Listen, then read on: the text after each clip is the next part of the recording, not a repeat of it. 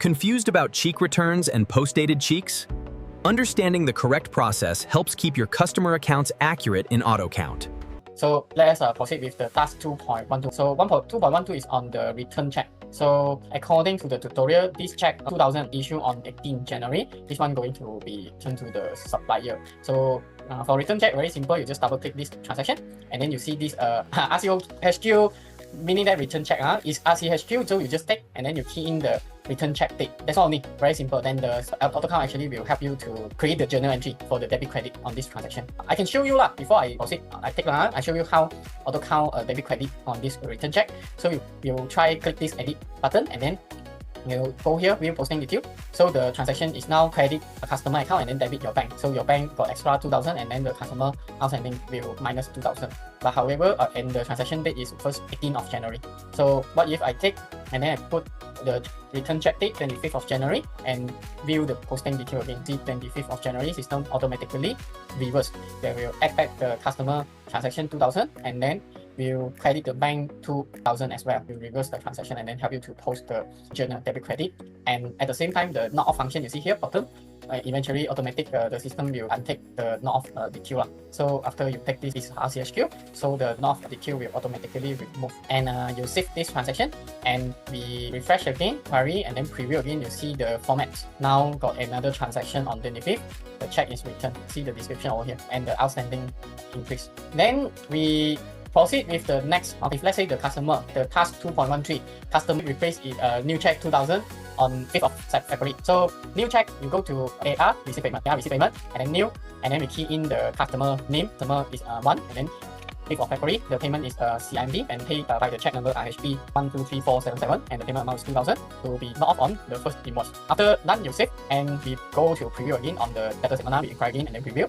So this time you see the outstanding still 11,590, but got additional information remark over here 2000, so got post-dated check. So what if after February we print the same statement? Then what happened?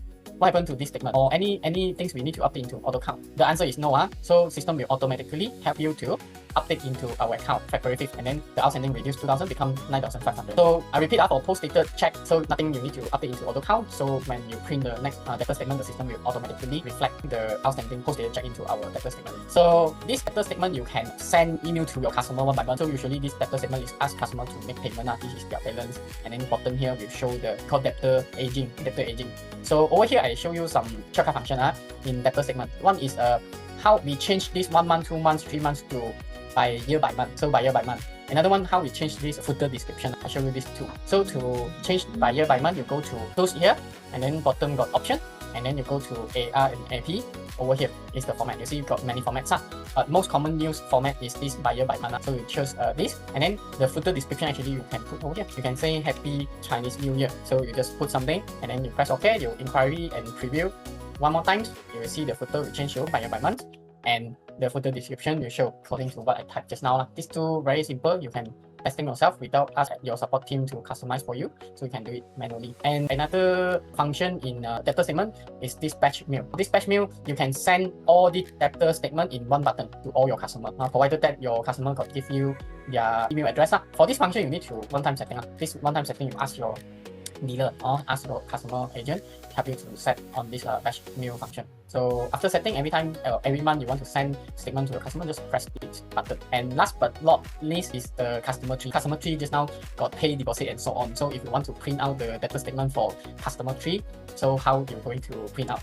So actually this customer tree is a zero balance debtor statement. So that's why I need to go here more option and then must include again the zero balance debtor statement. Include zero amount transaction is the one you show credit note, zero amount, invoice, zero amount, cash sale, zero amount. Then if you want to show this transaction as well, then only you take so if not, just select this include and zero balance and then OK, and then inquiry. So now you see the customer tree zero amount will appear, and then when you preview the reports, you see the customer tree no transaction in the debtor segment.